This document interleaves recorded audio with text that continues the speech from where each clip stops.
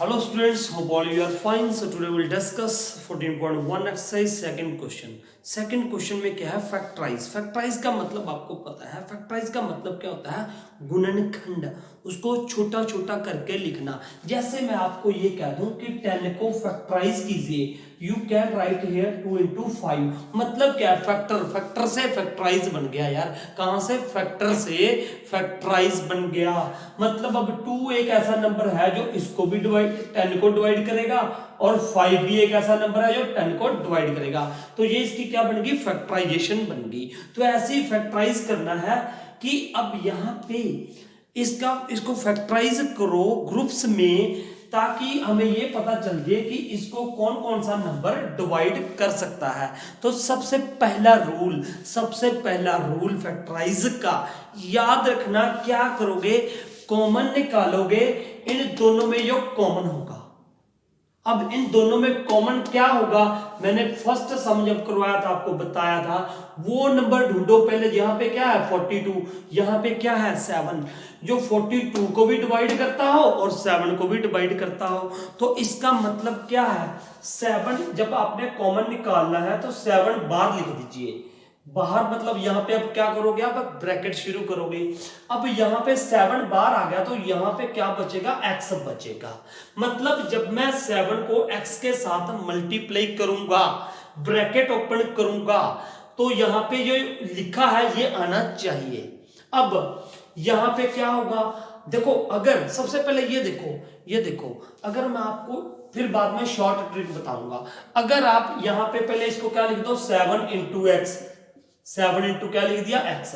यहां पे क्या आ गया? माइनस साइन था, ये माइनस लिख दो. उसके बाद आपने इसको क्या लिखना है? 7 इंटू 6, जैसे हम पहले सम में कर रहे थे. ठीक है, 7 6 42. 7 इंटू एक्स, इसको फैक्टर बना दिए. इसके क्या लिख दिया? Factor, factorisation. अब देखो 7 इसमें भी था, इसमें भी था, तो 7 क्या आ गया जी? बाहर आ गया. दोनों में से, दोनों में क्या था? कॉमन. सबसे पहला कंसेप्ट ये है इसका, किसका? फैक्टराइजेशन का. जो दोनों में क्या है? कॉमन है. तो यहां पे 7 आ गया जी कॉमन. अब यहां पे क्या बचा? x. ये साइन यहां एज इट इज आ जाएगा.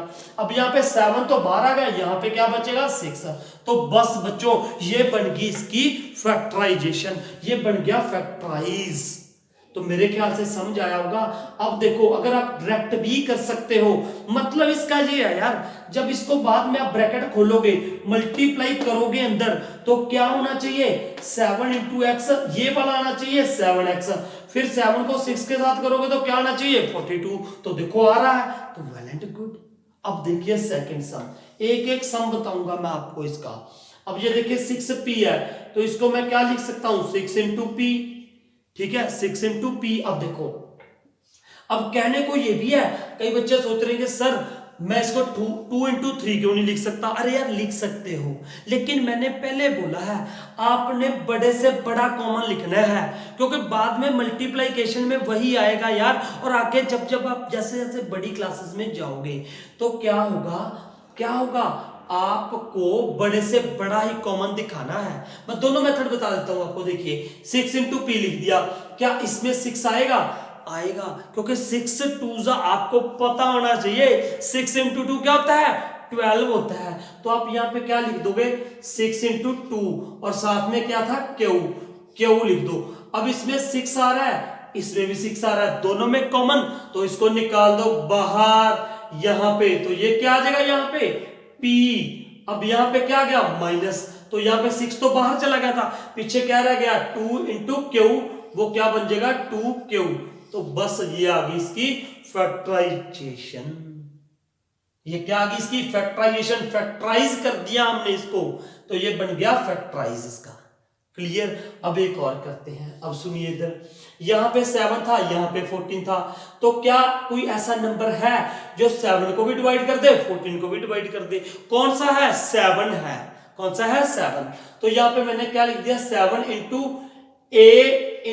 ए. तो ऐसे लिखते हैं हम पूरा. देखिए इधर,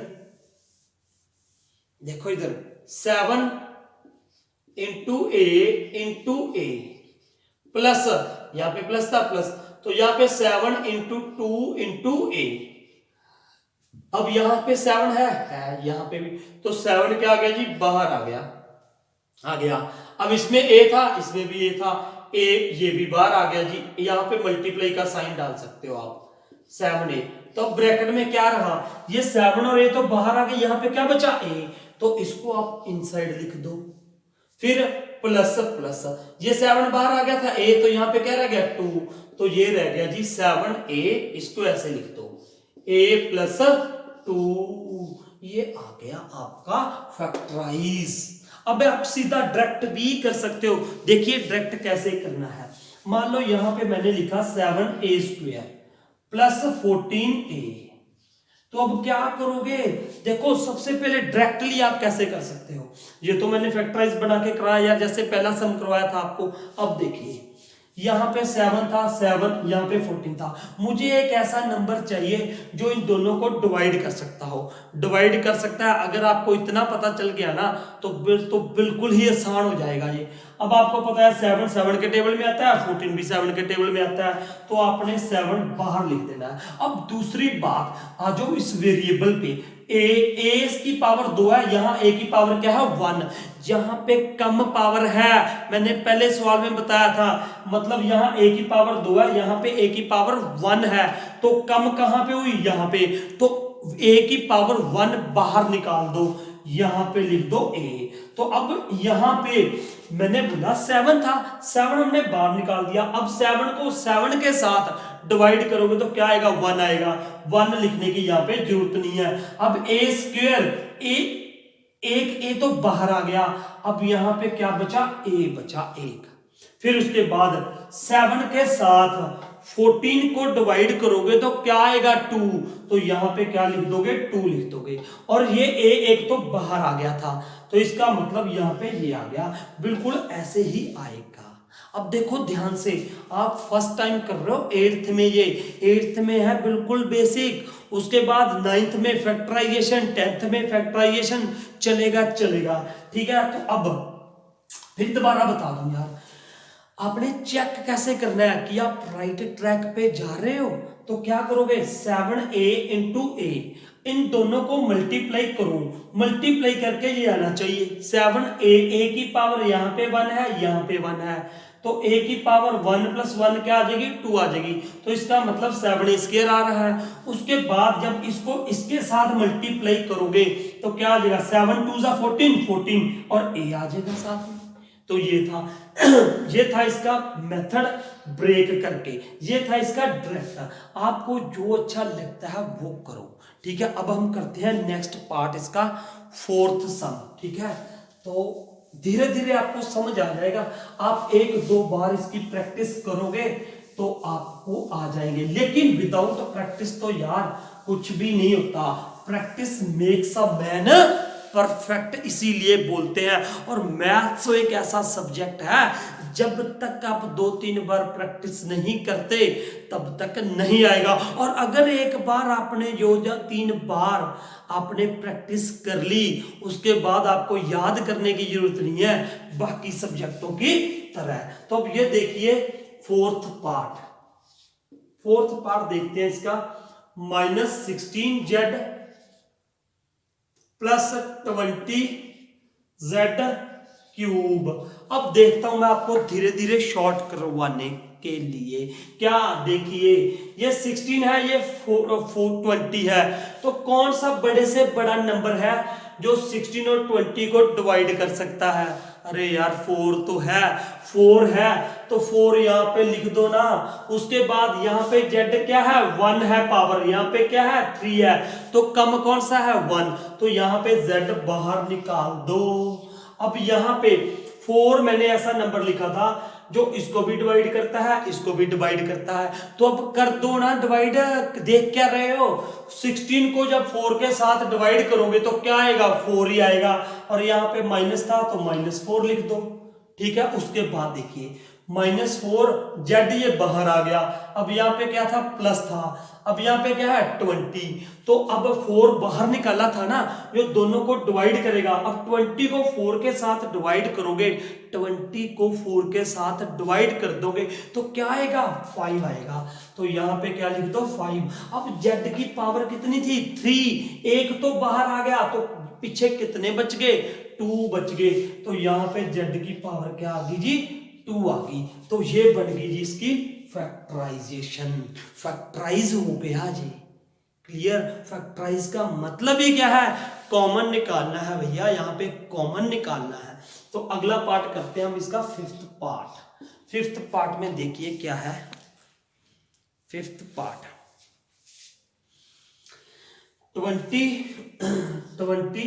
L square M plus 30 A L M, 30 A L M.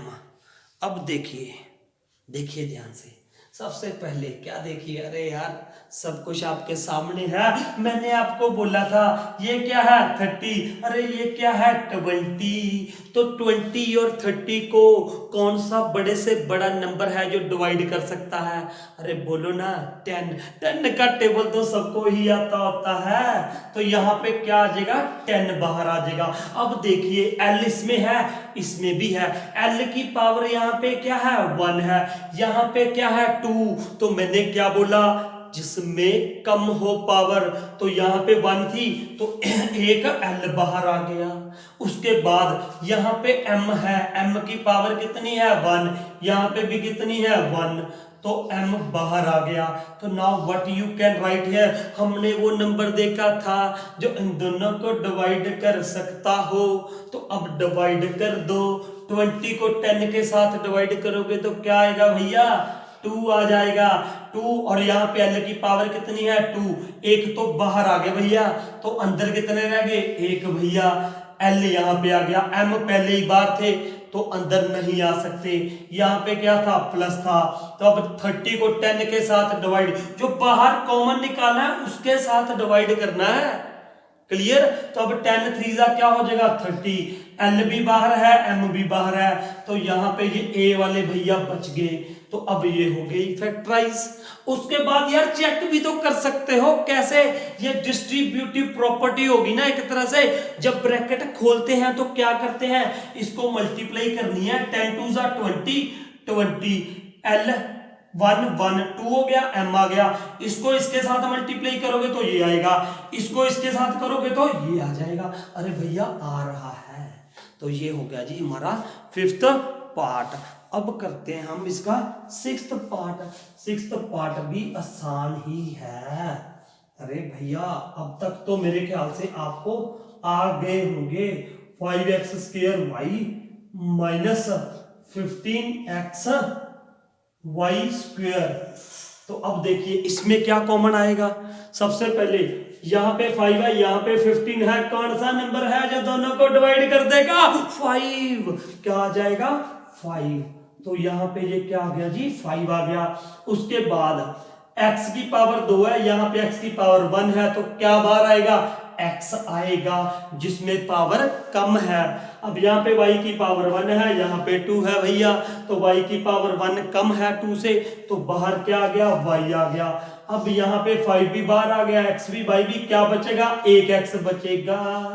अब यहाँ पे क्या बचेगा, 5 को 15 के साथ डिवाइड कर दोगे तो क्या आ जाएगा, 3 आ जाएगा, तो -3। अब यहाँ पे x और y 1 था, तो यहाँ पे क्या बच गया जी, y बच गया। ये बन गई इसकी फैक्टराइजेशन। तो अब उसके बाद करेंगे हम इसका सिक्स्थ पार्ट। एक बार यार खुद करो, उसके बाद दोबारा फिर खुद करो, है ना। एक बार देख के करो, दूसरी बार आप खुद करो, तो आपको मेरे ख्याल से ये सारे सवाल समझ आ जाएंगे। अब देखते हैं हम इसका सिक्स्थ पार्ट। सिक्स्थ हो गया, सेवंथ देखते हैं अब हम इसका सेवंथ पार्ट। सेवंथ पार्ट देखिए, 10 A square minus 15 B square plus 20 C square. ठीक है बेटा, अब देखिए, अब जो वो कॉमन निकालो जो तीनों में कॉमन आ रहा हो।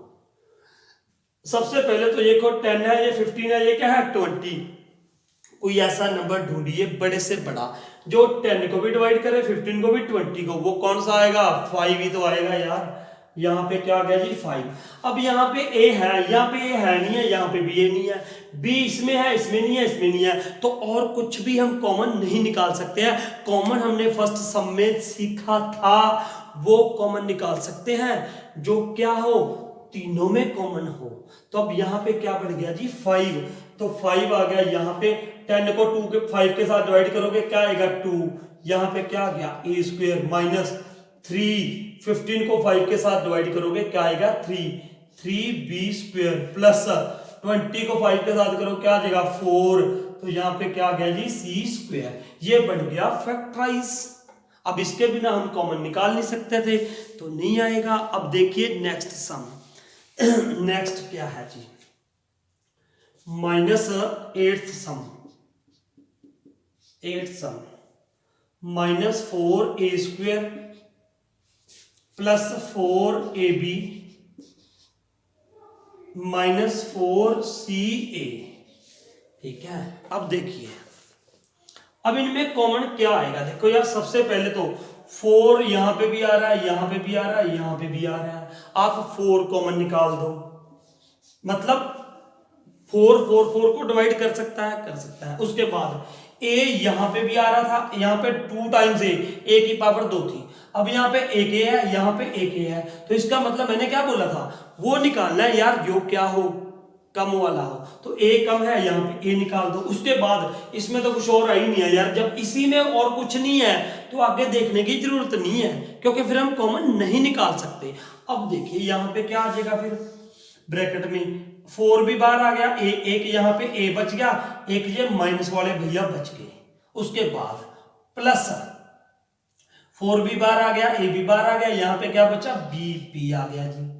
अब इसके बाद 4 भी बाहर आ गया, a भी बाहर आ गया, तो क्या बचा यहाँ पे? c। तो ये आ गया ब्रैकेट में, आपने लिख देना है। तो ये बन गई इसकी फैक्टराइज। अब एक और बात बता दूं आपको, अरे यार माइनस भी बाहर निकाल सकते थे आप। क्या निकाल सकते थे? माइनस भी बाहर निकाल सकते थे। एक बात का ध्यान देना, अगर वैसे तो ये भी करेक्ट है, नो प्रॉब्लम। कई बार बच्चा देखता है ना यार आंसर में, सर शायद ये बाहर निकाल रखा हो माइनस, ये भी करेक्ट है। अगर माइनस बाहर निकालोगे तो इस बात पे ध्यान देना, अगर मैंने यहाँ पे -4a बाहर निकाला तो अंदर इन तीनों के साइन क्या होंगे? चेंज हो जाएंगे। इस बात पे गौर फरमाना। क्या? अगर ये माइनस था तो ये क्या हो जाएगा? प्लस। अगर ये प्लस है तो ये क्या हो जाएगा? Minus b। और अब ये माइनस था तो ये क्या हो जाएगा? प्लस हो जाएगा। तो ये आंसर भी आप लिख सकते हो। ठीक है, तो आगे जैसे माइनस का कंसेप्ट और आएगा तो मैं और बताऊंगा आपको, कोई बात नहीं। अब देखते हैं हम 9th सम, है ना। 9th देखिए यहाँ पे ध्यान से। 9th में क्या है जी? अच्छा सवाल है ये। x² y z plus x y square z plus x y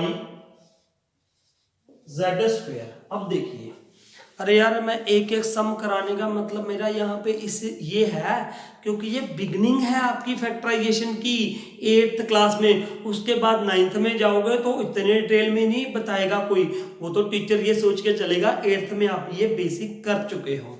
तो अब देखिए कॉमन क्या आएगा। रियली यकीन मानना, मैंने बच्चे ऐसे देखे हैं जो जब बेसिक नहीं करते हैं तो प्रॉब्लम ही यहाँ से शुरू होती है।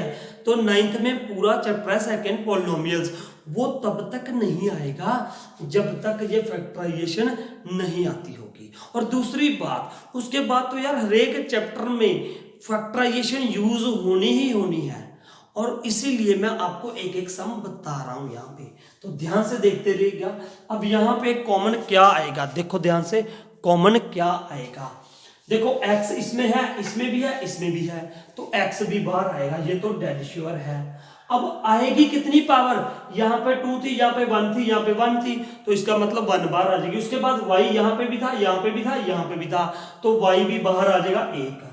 ठीक है, उसके बाद जेड यहाँ पे 1 था, यहाँ पे 1 था, वहां पे 2 थे, तो कम वाला बाहर आ जाएगा। तो यहाँ पे क्या आ गया जी जेड। अब देखो, अब बिल्कुल सिंपल है यार, यहाँ पे एक्स वाई जेड तो बाहर आ गए, जहां पे एक्स 2 था, एक बाहर आ गया, तो अंदर क्या रह जाएगा, एक रह जाएगा भैया, एक्स आ गया, प्लस यहाँ पे वाई एक अंदर रह गया है ना, और यहाँ पे क्या आ गया, जेड एक अंदर रह गया। तो ये बन गई जी फैक्टराइज इसकी, ठीक है भैया। उसके बाद हम लास्ट सम लेते हैं इसका, टेंथ सम देखिए यहाँ पे, टेंथ यार कहाँ पे, यहाँ पे करा देते हैं आपको टेंथ सम। यहाँ पे ये देख लीजिए टेंथ सम, टेंथ पार्ट। अब देखो ध्यान से, A X square Y plus B X Y square plus C X, अरे यार ये एक्स है, X C X Y Z, C X Y Z. अब देखिए यहां पे क्या था, कॉमन क्या क्या आ सकता है, यहां पे एक्स है, एक्स भी है, एक्स भी है, तो एक्स बाहर आ जाएगा, है ना, एक। अब पावर कितनी आएगी, यहाँ पे 2 थी, यहाँ पे 1 थी, यहाँ पे 1 थी, मैंने बिगनिंग में बता दिया था कि जो कम होगी वो बाहर आ जाएगी। अब देखो आगे, यहाँ पे ये y है, यहाँ पे y की पावर 2 है, यहाँ पे y है, तो एक y बाहर आ जाएगा, x भी बाहर आ गया, y भी। क्या a बाहर आएगा, अरे नहीं आएगा, क्यों नहीं आएगा, क्योंकि a इसमें तो था, इस टर्म में भी नहीं है, इस टर्म में भी नहीं है। अब इस टर्म में x और y था, वो बाहर आ गया, a इसमें था नहीं, तो आगे मुझे देखने की जरूरत नहीं है, ठीक है। क्यों, क्योंकि अगर आगे होगा तो वो इसमें नहीं होगा, तो इसका मतलब हम कॉमन नहीं ले पाएंगे। तो अब क्या करोगे, यहां पे क्या कर दोगे, एक्स वाई बाहर आ गया, तो यहां पे क्या रह जाएगा जी ए, क्या रह जाएगा जी ए, एक तो ए रह गया, एक एक्स की पावर 2 थी यहाँ पे 1 बाहर आ गई, तो यहाँ पे एक एक्स बच गया, वाई ऑलरेडी बाहर था। उसके बाद प्लस एक्स बाहर है, वाई बाहर है, यहाँ पे क्या आ जाएगा बी, और एक क्या बचेगा यहाँ पे वाई, प्लस एक्स वाई बाहर है, तो ये सी बच गया और जेड बच गया। यहाँ पे ये आ गया इसका आंसर। तो अब ये था इसका सेकंड सम। मेरे ख्याल से आपको समझ आ गया होगा। अगर किसी को किसी भी प्रकार का कोई डाउट रहा है तो वो कमेंट करके कमेंट बॉक्स में बता दे। I will try to improve your any doubt in the next video. और जिसने अभी तक चैनल को सब्सक्राइब नहीं किया तो प्लीज़ वो चैनल को सब्सक्राइब कर देना, लाइक कर देना। अगर आपको वीडियो अच्छी लगी हो तो लाइक एंड शेयर जरूर कीजिएगा अपने फ्रेंड्स के साथ। So thank you for watching this video.